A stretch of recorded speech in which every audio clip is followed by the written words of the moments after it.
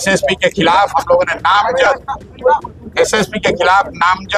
उनके खिलाफ शिकायत दर्ज की है कि उन्होंने अपने अधीनस्थ पदाधिकारियों के साथ मिलकर लोकतंत्र की हत्या करने में अपनी भूमिका अदा की है। यहाँ पर मतदाताओं को डराया गया है, कार्यकर्ताओं को बिना किसी वजह से अरेस्ट किया गया है, पुलिसिया कार्रवाई हुई है। तो पुलिस ने सत्तारूढ़ दल के साथ मिलकर इलेक्शन को प्रभावित करने का एसएसपी और उनके अधीनस्थ पदाधिकारियों के खिलाफ जो स्पेसिफिक सबूत हैं उनके द्वारा की गई कार्रवाई है। पटना एसएसपी के खिलाफ हमने नामजद एफआईआर दर्ज कराया है, जिन्होंने अपने पुलिस पदाधिकारी के साथ मिलकर पिछले 3 दिनों में लोकतंत्र की हत्या करने में अहम भूमिका निभाई है।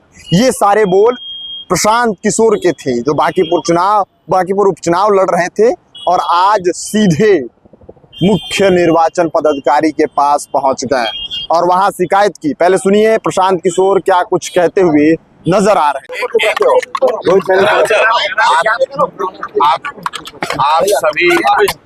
आप सभी मीडिया कर्मियों का आज शनिवार की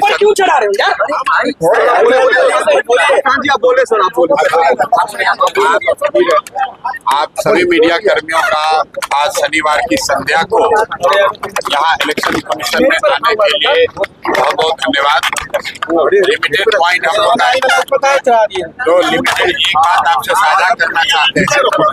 अभी हम लोग अपने सभी वरीय साथियों के साथ मुख्य निर्वाची पदाधिकारी जी से मिले हैं और उनको जो पिछले 3 दिन में पुलिसिया कार्रवाई हुई है, तो पुलिस ने सत्तारूढ़ दल के साथ मिलकर इलेक्शन को प्रभावित करने का की कोशिश करी है। मतदाताओं को डराने का, धमकाने का प्रयास हुआ है और जिस तरीके का पुलिस से मिलकर जो यहाँ पर आपराधिक तत्वों ने जिस तरह की गुंडागर्दी की है, जिसको पूरे पटना, बांकीपुर और बिहार की जनता ने देखा है, उसके खिलाफ हम लोगों ने पटना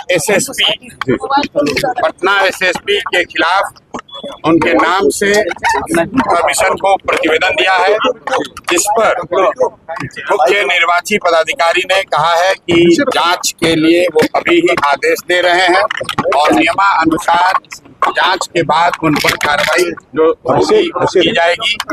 और पिटीशन जो हम लोगों ने दिया है एसएसपी और उनके अधीनस्थ पदाधिकारियों के खिलाफ जो स्पेसिफिक सबूत हैं उनके द्वारा की गई कार्रवाई है, वो सारे डिटेल इलेक्शन कमीशन को दिए गए हैं और कल 11 बजे प्रेस के जरिए हम लोग आपको भी वो सारे सबूत आपके साथ साझा करेंगे।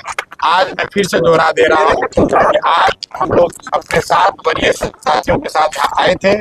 मुख्य निर्वाची पदाधिकारी को हम लोगों ने पिछले 2-2.5 दिनों में पुलिस ने, खास करके पटना के जिला एडमिनिस्ट्रेशन की ओर से जो सबसे सीनियर पदाधिकारी यहाँ के एसएसपी हैं, एसएसपी के खिलाफ हम लोगों ने नामजद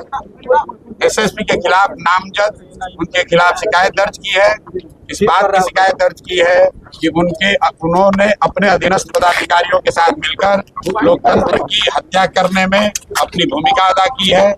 लोकतंत्र का चीरहरण हुआ है, यहाँ पर मतदाताओं को डराया गया है, कार्यकर्ताओं को बिना किसी वजह से अरेस्ट किया गया है और इन सारे विषयों की विस्तृत जानकारी मुख्य निर्वाची पदाधिकारी को दी गई है, जिन्होंने ये आश्वस्त किया है कि वो तुरंत इस पर जांच का आदेश दे रहे हैं और नियमानुसार जिनकी गलती होगी उनको सख्त से सख्त कार्रवाई की जाएगी। आज निर्वाची पदाधिकारी सबूत दिए हैं जो अपने कंप्लेंट के सपोर्ट में, वो मैं कल आपको 11 बजे प्रेस के जरिए बताऊंगा। बहुत बहुत धन्यवाद। तो सुना आपने, उन्होंने कहा कि पिछले 3 दिनों में कैसे जनसुराज के तमाम कार्यकर्ताओं को बिना किसी वारंट के, बिना किसी अपराध के उनको उठाया गया है और इसमें हमने नामजद एफआईआर कराया है। नामजद में कौन है? तो सबसे प्रमुख व्यक्ति हैं पटना के एसएसपी। और उसके बाद आरोप लगाते हुए उन्होंने कहा कि इन्होंने अपने सिपाहियों और पदाधिकारियों के साथ मिलकर लोकतंत्र की हत्या करने में अहम भूमिका निभाई है। उसके बाद उन्होंने कहा कि हम लोग मुख्य निर्वाचन पदाधिकारी से मिले हैं और उन्होंने तुरंत निर्देश दिया है, उन्होंने आश्वासन दिया है कि तुरंत हम इंस्टेंट निर्देश देते हैं इस पर कार्रवाई करने के लिए, जांच करने के लिए। जो लोग भी दोषी पाए जाएंगे उनको बख्शा नहीं जाएगा। देखिए, बांकीपुर चुनाव से पहले जो बांकीपुर उपचुनाव था उससे पहले आपको याद होगा कि प्रशांत किशोर जक्कनपुर थाना पहुंचे थे। 3 घंटे तक ड्रामा चला था। आरोप था कि 16 जनसुराजी कार्यकर्ताओं को उठा लिया गया था। उसके बाद चुनाव हुआ और चुनाव खत्म होते ही, हालांकि परसों काउंटिंग है, लेकिन आज 1 तारीख को प्रशांत किशोर मुख्य निर्वाचन पदाधिकारी के पास पहुंच गए और उन्होंने सीधा उनसे शिकायत की है और उन्होंने आश्वासन दिया है तुरंत कि जांच होगी और जो लोग इसमें दोषी होंगे उनको बख्शा नहीं जाएगा। अब देखिए 3 तारीख को रिजल्ट आने को है, इसको लेकर क्या कुछ इस केस में नया मोड़ आता है, देखना दिलचस्प होगा। बाकी आप खबर पॉइंट के साथ बने रहिए।